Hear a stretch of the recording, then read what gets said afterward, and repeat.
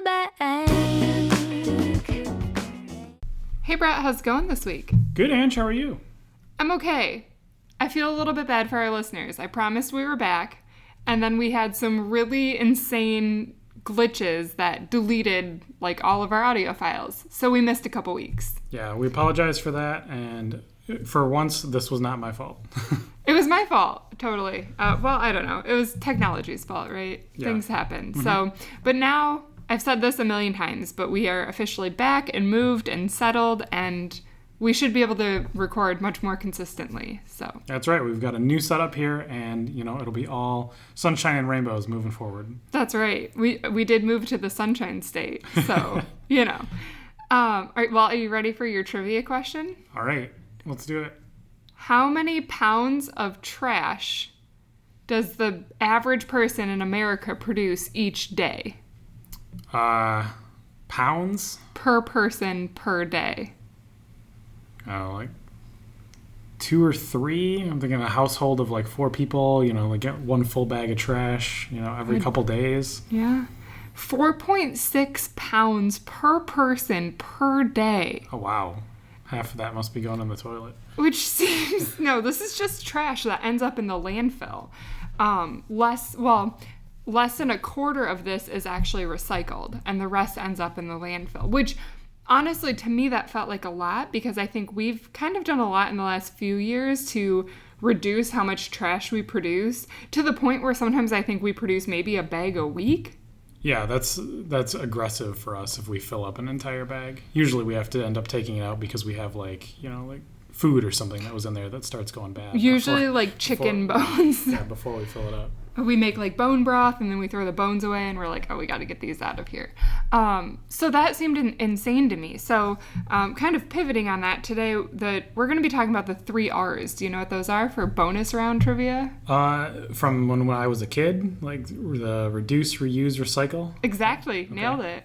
I think what's really interesting is, so we're talking about reducing, reusing, and recycling, but I actually really want to focus on the first 2 because I think they are listed in order of importance, and that the last one's kind of like the catch-all, right? But and obviously from a frugal standpoint too, the more that you can reduce or reuse things in life, the better off you are financially as well. And that's something that we've really kind of become more maybe in tune with, especially as we downsized and moved and we realized like there's a whole market of like secondhand stuff that is in really good condition that people are just like to a certain extent they would like pay you to get rid of it.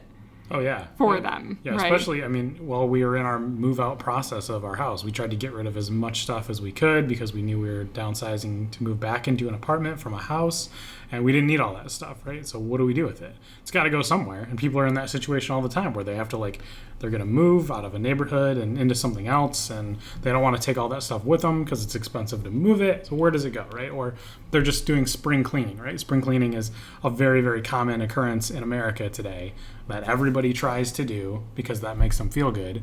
And where does all that stuff go? It either goes in the trash or it goes to one of the services like Goodwill or Salvation Army or the like, right? Yeah, well, and I was actually just talking to one of my new coworkers, and he's downsizing, so he needs to get rid of some furniture, and he said some of the furniture he had, none of the donation centers will even take it because they're maxed out with furniture.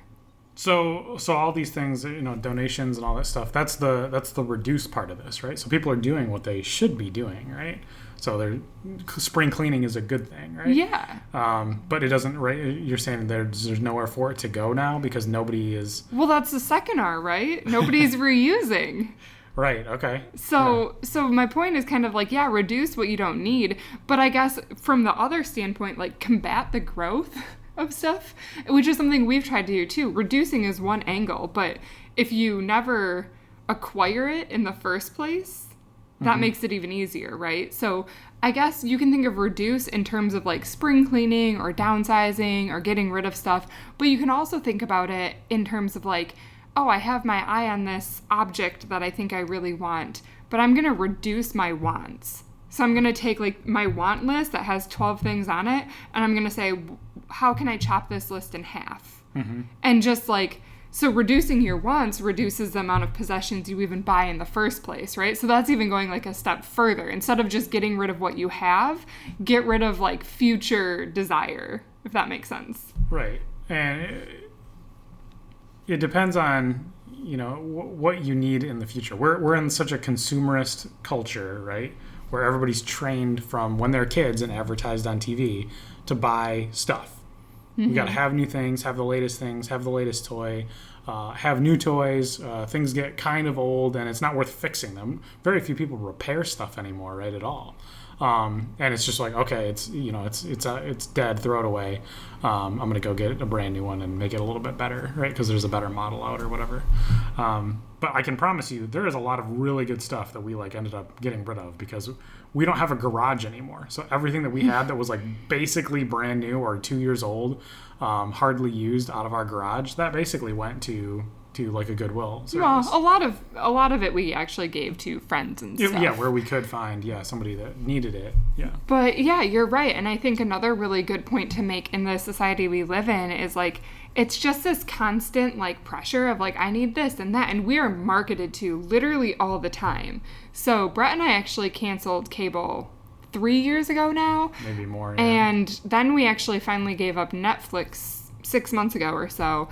And now, literally, I am never advertised to. Whoa. We put Netflix on, like, pause, all right? At some point, I'm going to go watch my Lemony Snickets and other series. Okay. Well, you were the one who took it away from me. So I don't know when it's coming back, but someday, I guess. But we literally are, like, never marketed to now.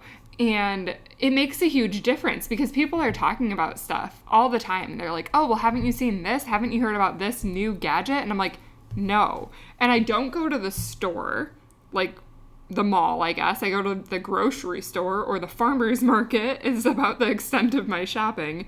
And so I don't ever really have these experiences where I'm like being fed this information of what I need. So when I come up with something that I'm like, oh, this would make my life easier, it's like something that is like a true like convenience tool. Right. So, you know, what was it like a couple of years ago? Like there's always some like crazy kids thing around the Christmas time, right? I know it was Hatchimals recently. Hatchimals? You know, there was Pillow Pals one year. It was Tickle Me Elmo another year. That was, okay, he's talking about like the 90s. So it was Hatchimals like a year or two ago. 5 minutes ago. It was Tamagotchi and Furby. But like, you know, the current way we have structured our life to not be advertised to, right? I don't see ads on like Amazon websites or anything on my computer because I block all of that stuff to make my pages all load 10 times faster. We don't see any commercials on TV. We don't see TV shows on TV that are advertising inside of those shows, right? So where are those things being marketed to, right? It's like Good Morning America tells me what the latest craze is for all the parents to like want to buy, right? Maybe that comes from some of the schools too, to some degree, but it's really coming from like The View and Good Morning America and like all the talk shows on TV and stuff. I think you're just listing all the shows that you know your parents watch. That's right, yeah. The chef one too, whatever that one. The Chew, yeah, they watch that one too. I was like, talking about Tickle Me Elmo on that chef show. But I think another big thing where it's getting to kids is like the Disney Channel and Nickelodeon. Yeah, because all that stuff. The commercials. It's commercials and it's the stuff in the programming itself, right? It's all the sleeper content inside of the actual shows, where the main character is some little kid and he's carrying around this thing, so then everybody wants that thing. Well, that's why I made the point about us canceling Netflix, because it's not just in commercials, and I think that's where a lot of people are like, okay, yeah, you canceled, cable, now you don't see ads, and I'm like, no, like when you watch a sitcom, like Apple or Coke, they pay millions of dollars to get their product placed in that sitcom so that you see it. Subconsciously see stuff all the time. Yep. Mm-hmm. That's the premise of advertising. Yeah. And kids shows do it too. The kids shows are the worst. That's actually, what was it, in the 60s or 70s? That became like rampant, was like targeting to children, right? And so there were some like legal statutes that came into place to protect around that, but they don't protect everything. Right. And like YouTube is getting really bad about it now because like people are finding ways around those like entertainment statutes that are illegal in the United States, and they don't apply basically to content that is posted on YouTube, because you can say things are like not targeted toward kids, but then they totally are directly targeted toward kids. Right. And I know like Jake Paul has been like thrown under the bus if you are. I knew you were following going to YouTube. mention Jake Paul. As a tool. So continue it. Okay, so we talked about like the marketing aspect. And the other thing I actually wanted to mention really quick, because this is something I've been really bad about basically my entire life that I've recently gotten much better about, is clothing and the concept of fast fashion. So like everything now is like fast fashion, right? Like you go to Forever 21 and you buy clothes and they only last like 3 to 6 months, and then it's ending up in Goodwill or it's ending up in the landfill because it either rips or you're like, oh, this is so last season, I need to get out of my closet. And a huge shift that we've been doing in the last few years is to buy clothes that are more timeless, so to say. So it's just like very plain, things that you can wear from year to year instead of like wild or crazy prints.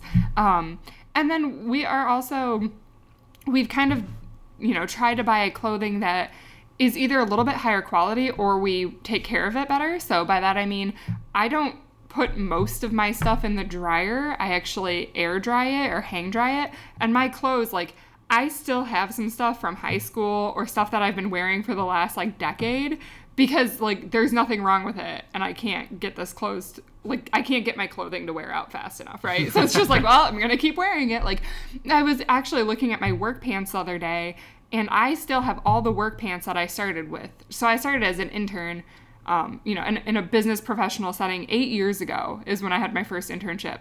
And like they're all still fine, so I just keep wearing them. Now finally, like I had to, change size a little bit, and then I had to add a couple new, pants to my wardrobe.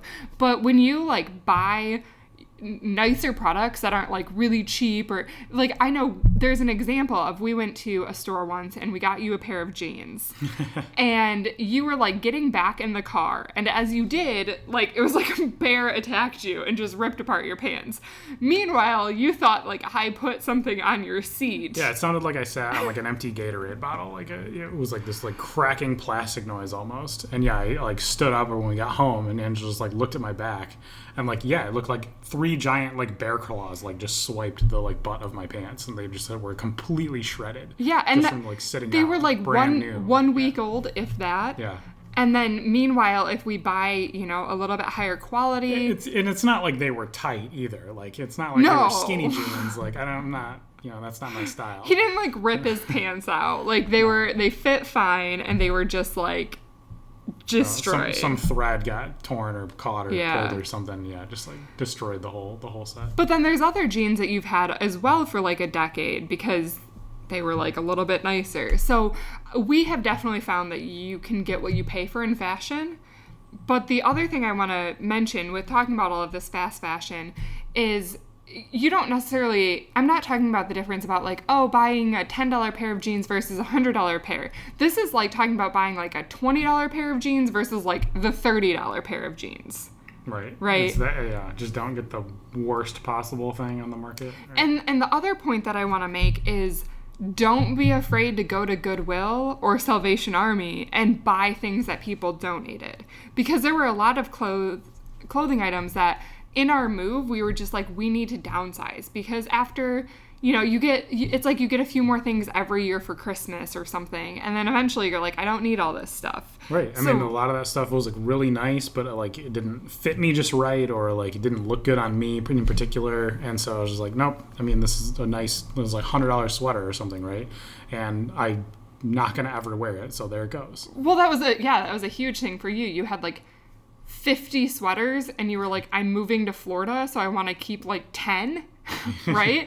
And so you got rid of like 80% of your sweater collection just because you didn't need it. Most had never been worn, and yeah, some of it still have the tags on it. Yeah. And stuff that looked pretty nice, but yeah. So yeah, I mean, definitely like, one, you can, reduce the amount of clothing you need by buying like nicer timeless pieces or whatever, but also reuse, like go to Goodwill to buy some of your clothes, or like that's more and more I'm like, that is totally the right answer, because there are so many donation centers that get stuff in, and like clothing is something that they cannot get rid of fast enough. So a lot of times when you donate clothing, it does end up going to the landfill because they can't get it off their shelf. Mm-hmm.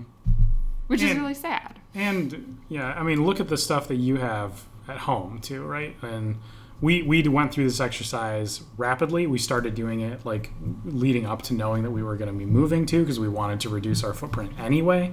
And we're thinking about downsizing from a house into an apartment, whether we move to Florida or not. And, we feel a lot more comfortable with the amount of stuff that we have right now. And we got rid of so much stuff, right? Like, couldn't even believe that we had as much stuff as we got rid of, right? It was like, insane. It was like 25 full carloads of stuff, plus the stuff that we got rid of that was like big to our, that we gave away to other people, like lawnmowers and snow blowers. And plus 2 whole vans. Yeah, two giant, like patio painters' furniture vans. or other furniture. It was insane. Yeah. And so we looked at the stuff that we had, and we intentionally try to reduce the amount of stuff that we have over time, like leading up to this exercise, right? We just try and like not buy new stuff unless we really want it. We're not trying to like fill corners of our house because there's an empty space there and we need to fill it with a chair, right? Stuff like that. And we still had so much. So I'm like looking around our neighborhood and I'm like, if everybody just took all of the stuff that they have in their house that they like really don't need, like a third of the stuff that's in the house probably, right? That they don't even know about, stuff in the attic, Christmas lights or whatever, and just like put it out on the street. Like, what would that look like? Our neighborhood would have looked like a landfill. Right. That's exactly right. Like this huge subdivision with, I don't know how many houses were in that subdivision. 500-ish. 500 something. Yeah. And if they just like all just like put the crap out and like basically made it look like a garage sale and put it all on their front lawn or in the street. Yeah, it would look exactly like a garbage dump. There would be so much stuff piled up. Well, what was insane to me was we had a 1,700 square foot house with a basement, but our house didn't particularly look full. And in fact, it was kind of the opposite. Our basement was like empty. Our basement was like empty. Our living room we never bought furniture for, so it was just like patio furniture in there. Our dining room, only like half of it was filled, and we never got like, China hutch or like a stand or whatever. Like, and then we had like a whole like study nook of our house that we never put anything in. And even our upstairs, like your office just had your desk in it, right? Like we didn't try to like fill the space, right? We like took our minimal amount of furniture and we left it as is.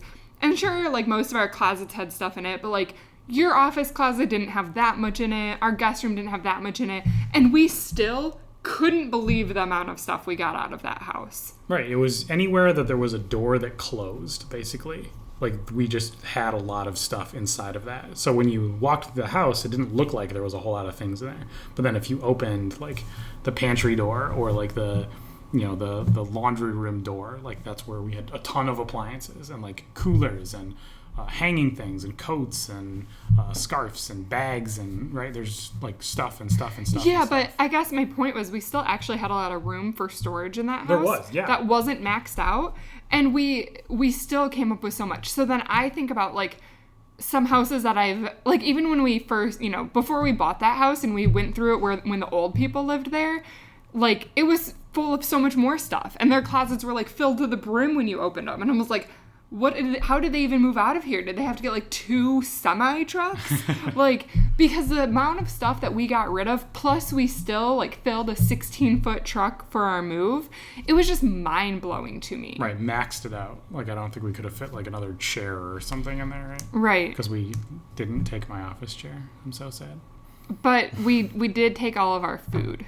We did. We moved a whole freezer full of 100 pounds of oatmeal. Chickens, 100 pounds of oatmeal, strawberries, blueberries, jars of pickles, I don't know, 30, 40 jars of pickles, tomatoes, and peaches. Yeah, so, like half of what we moved was edible. So, okay, so let's just kind of go through this at a higher level now. So we'll just kind of touch on each of the 3 R's and maybe talk about a little bit about how we apply that to our normal life. So we've talked a lot about downsizing, but that's kind of like a one-time thing. So maybe we can just kind of talk about going forward, how we're going to keep applying these principles to keep ourselves like on the right track. So I think I kind of touched on it earlier, but with reducing, I think a big thing is reducing our wants and continuing to reduce what we have. So I think it's never a bad idea if there's like, especially the kitchen, I feel like that's a very easy area for us to acquire a lot of stuff. And it's not a bad idea to be like, hey, we never use this appliance, or hey, this appliance has like one specific function and we use it like twice a year. Is it really worth storing it? And sometimes the answer is yes, but a lot of times, and we've gotten rid of a lot of appliances because a lot of it is like, no, I don't need this specific tool. I can get around it in a different way. Right. Like, I mean, we got a crock pot for a holiday gift, and we had a crock pot, right? But they were different in how they operated. So we're not going to keep 2 crock pots, right? So Right. we had to offload one of those. 1, I don't want to store it. 2, I'm never going to use 2 at one time, or that would be a very small use case, which is not important enough to me to like need to do it. I'll figure out the situation if that arises, right? And another one is like coffee pot upgrades. I know like doing pour over coffee or espressos or French presses and stuff is getting really popular now, or even a Keurig, and getting rid of like your old Mr. Coffee, right? Just don't have it around, or like just put it in the corner and just put this new thing on the counter, right? You have a solution. So get rid of the old thing, or not throw it away necessarily, but donate it because maybe somebody else can get something. Yeah, so I think it's interesting in that situation too, because we actually got rid of the Keurig that we had because it takes up a lot more space than like a French press does, right? Right. Well, we went through a couple steps there.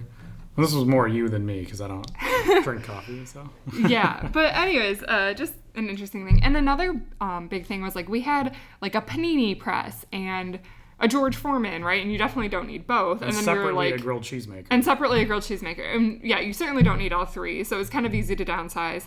And then you really don't even need like 2 of them. And then we got to the point where we're like, if we want to make like a grilled cheese, we can actually cook this, or a panini or anything. We could cook this like right on the oven or stovetop, right? Yeah. So there's a lot of like ancillary appliances like that I feel like blew up and like got really popular, and it's like, right, like those are like the doorbuster deals around Black Friday, and it's like, just don't go shopping on Black Friday and you don't see this stuff and Right. you win. It's because I think those presents are convenient gift ideas for people because you're like, oh, this is like a cool thing to have, right? Or it's like a semi-convenient thing to have. But it's when you're giving it to somebody else, it's like, here's another like thing that you need to store somewhere in the house, right? Mm-hmm. It wasn't that hard for you to do this before, like traditionally, like with a stove or an oven or whatever, or a toaster, right? But now this is like an all-in-one solution. But how many all-in-one solutions are you going to have, right? People Right. today have a lot. I know my parents have a lot. I know my sister has a lot. I know several of my friends have a lot. I know we had a lot. I know we had a lot. Yeah, we And had a whole closet full of them. We really, really pared it down to like keeping things that we use literally all the time. Yep. So it's a good exercise, but it's also not just a good exercise to go through it once, but the thing, going forward. And I think another big thing is, we're trying to buy people gifts that are more experiences instead of things, because we don't want to gift that burden to you, right? Because I think that was hard. What was really hard for a lot of what we were getting rid of is it was stuff that we had maybe used once or twice, but it was a gift, and we felt really bad about like getting rid of gifts. Right. Yeah. Most of the stuff. Yeah. Exactly. Most of the stuff we got rid of was probably a gift at one time or another, because you just hold on to that stuff because you feel guilty about throwing it away. So, or getting rid of it. So you just have to like keep it, and then that's what your house fills up with. Because the stuff that you want to get rid of when you're doing this downsize or spring cleaning, it's a lot easier to get rid of the stuff that you bought and you made a mistake with or you don't need anymore. But I do want to make a quick distinction, because I don't want to offend everybody that I care about listening to this podcast. So another Easter egg for one of my old roommates, she bought me this little loose leaf tea thing that like you can put loose leaf tea in. It's like this little pyramid, and then you close the hatch and you drop it in hot water. That is like one of the best gifts I've ever received, because I've used that thing like literally thousands of times at this point. And like, it takes up like no room. It takes up no room. It never goes bad. You can keep reusing it. Like, I love that. And I love tea. So like that was marvelous. So I'm not talking about that, in case you were wondering. I love that. But it's like the big stuff that's really hard, right? Like, just in general, we had so much, and I think especially for us, because we did go from a house with a garage to a 1,000 square foot condo where we literally don't have room for this stuff, and we're like, what do we do with it, right? So just keep that in mind, I guess, in your like living situation, because I think a lot of times people go in the opposite direction and they're like, oh, well, I'm outgrowing my house, so it's time to move and upgrade. And it's like, before you spend like literally hundreds of thousands of dollars to upgrade, could you just scale back what you have and be happy where you are? Mm-hmm. So I think that's always a really good distinction. Okay, so we've really beat home the reducing one. Now let's talk a bit more about reusing, because I actually think it's like a lot more important, and I think this is the one that often gets overlooked because it's the convenience, right? So this is actually a true want in my life. I want an espresso maker. I used to have one in college. It was like a really small one that like fit right on the counter, made a single serving of espresso at a time, but it also had a milk steamer on it so I could do my cappuccinos or my chai. And it broke. Oh my gosh, this is going to be embarrassing because it broke like 5 or 6 years ago. And I've wanted to replace it ever since, and I keep delaying the inevitable. But it would be very easy for me to like go to Target and just like buy it again, right? But instead, like what I should really do is hop on Craigslist or like go to my local like donation center, you know, whether it's Goodwill, Salvation Army, any of those, and like look for it on the shelf there, because odds are there's a really nice one sitting out there. And this is especially if you want like any appliances, like if you want a juicer or a blender, like go on Craigslist or go on eBay, because people buy this stuff all the time, use it like 4 times, and then like give up on it. Right. That's what we're saying. All of this kitchen stuff like that are great gift ideas or like even pretty expensive. Yeah, most people think, oh, I'm going to have great intentions of making coffee and it'll be amazing. And then they're like, I can't figure it out. It's too much of a pain. I just need to offload this thing. Or they get a Keurig and then they're like, this is easier. So I don't want this anymore, right?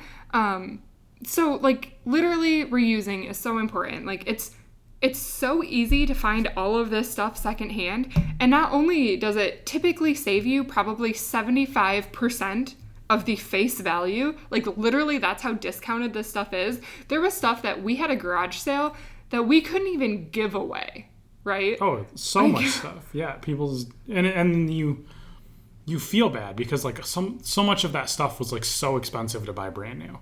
And then literally no one will take it even for free now. Right. So it's such a waste of value.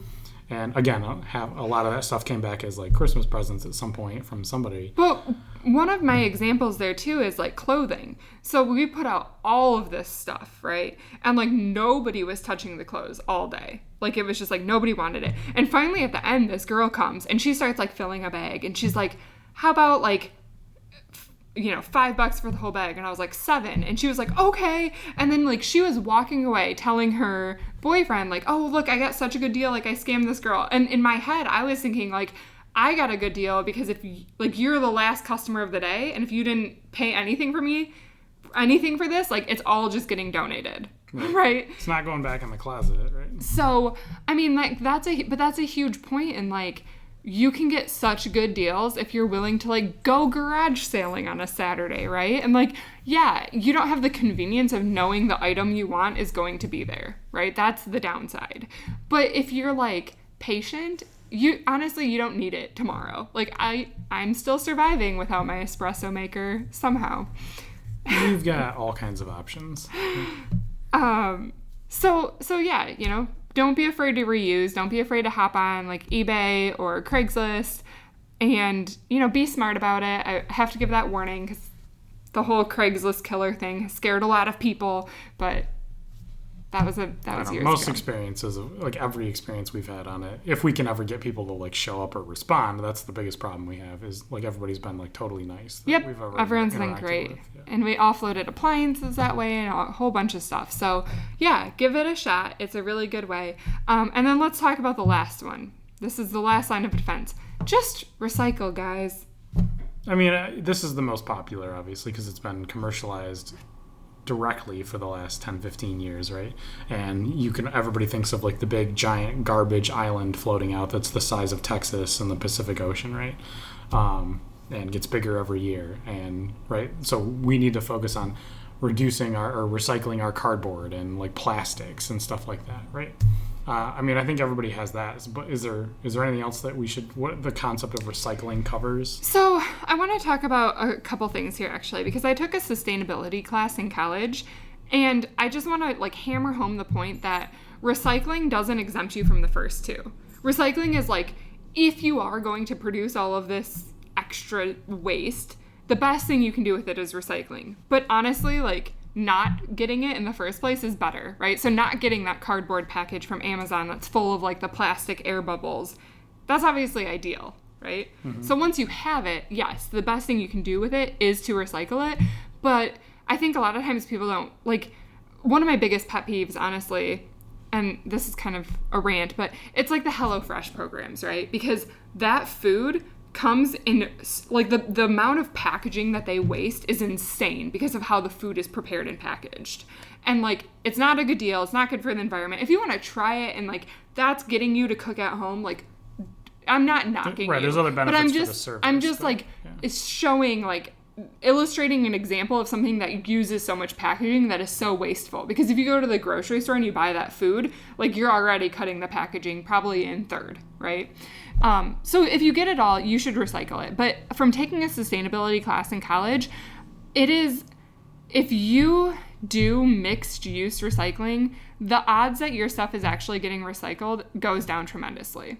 So what is that? What I mean by that is when you, like, have a pickup system that's like, oh yeah, just throw it all in the same container. It's all fine. Like, to put in, like, throw your paper and your plastic. Paper and plastic and cardboard bottles. and glass, right? Like, those are the facilities that they're doing the best they can, but I think maybe, like, I'm going to be pretty generous that half the stuff that gets sent in is actually able to be recycled.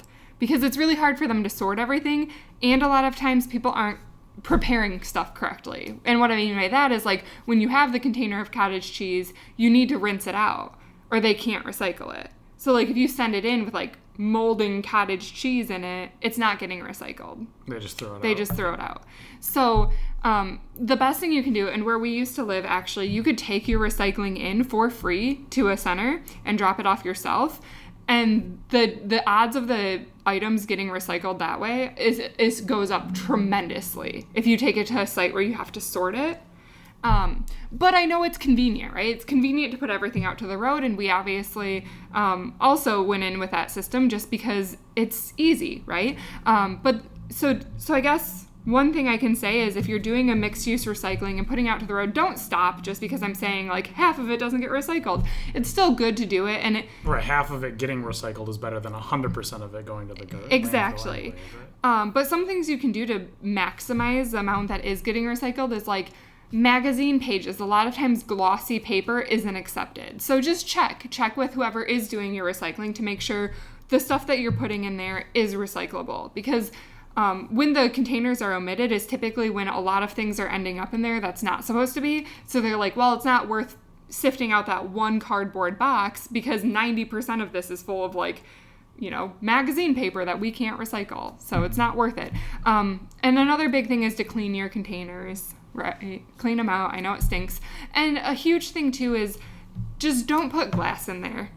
Because what happens a lot of times is the glass breaks while they're picking it up, and then for safety reasons, they don't sift through it. So it ends up in the landfill because the glass broke. So just keep your glass out to the side and recycle that separately, or, you know, even throw it away. Because while I'd prefer that you recycled it separately, it's better to leave it out and not have it break and contaminate the rest of the recyclable goods.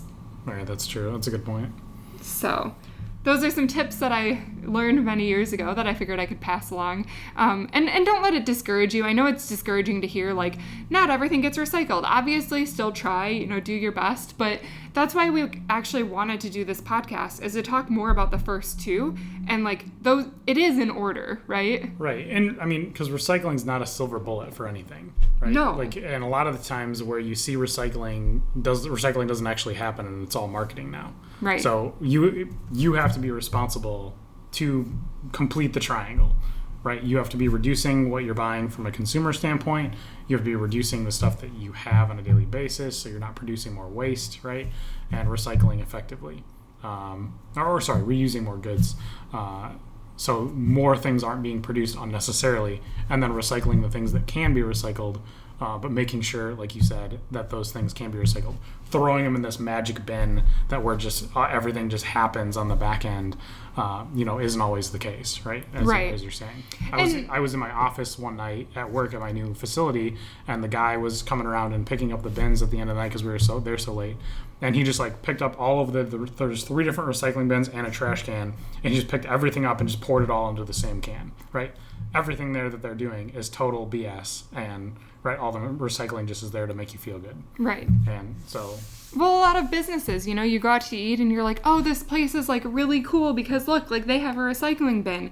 And I know a lot of like bigger chains are doing it, like Culver's is one, and it's the same thing, right? Like we saw the lady at Culver's tell us like, oh yeah, no, it all just goes into the same thing. Yeah, they just grab the bags out of both the recycling and the trash, throw them together, and throw them in the dumpster. Yeah. Back, right? Like, so it feels good and it sounds good, but another huge thing there is if you're at a place and you're like, oh, no, I want to get this with the option to have it to go. It's like, well, are you going to actually take it to go, or are you going to sit there and eat? This was a huge pet peeve for me at my old lunch cafeteria at my old work, because we all worked in the same building and we had a cafeteria downstairs, and people would go downstairs and get it to go so they could take it back to their desk instead of like getting a plate and then just walking the plate down.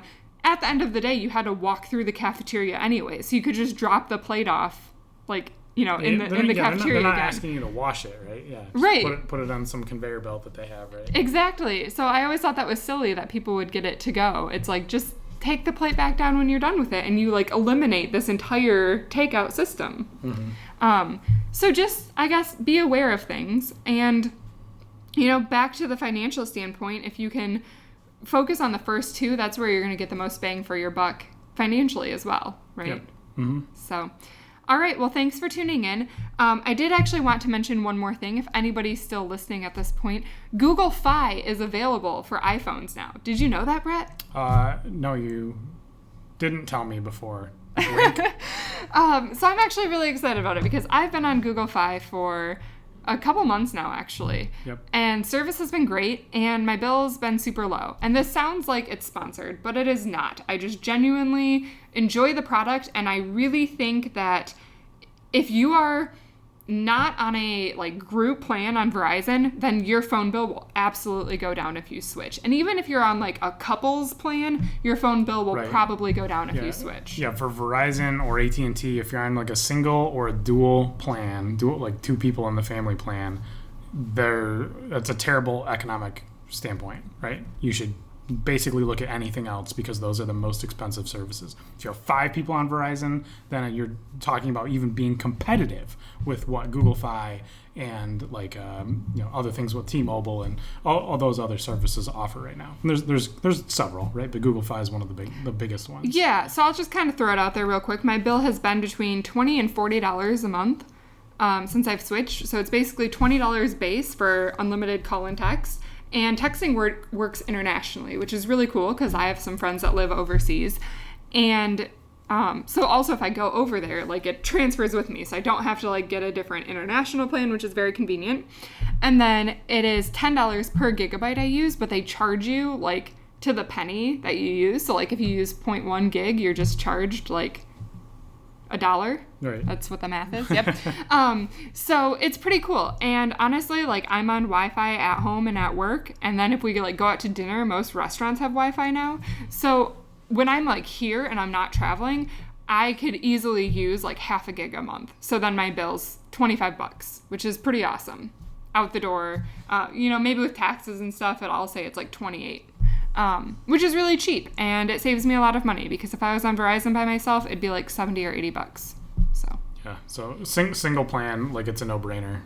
The only thing that even competes with it is like Mint Mobile, and their service is good, but also the carriers are a little bit more unreliable. But yeah, so but still worth looking into anyway. Right? But we're saying Google Fi. We do personally. Angela has experienced Google Fi. We use it on a daily basis.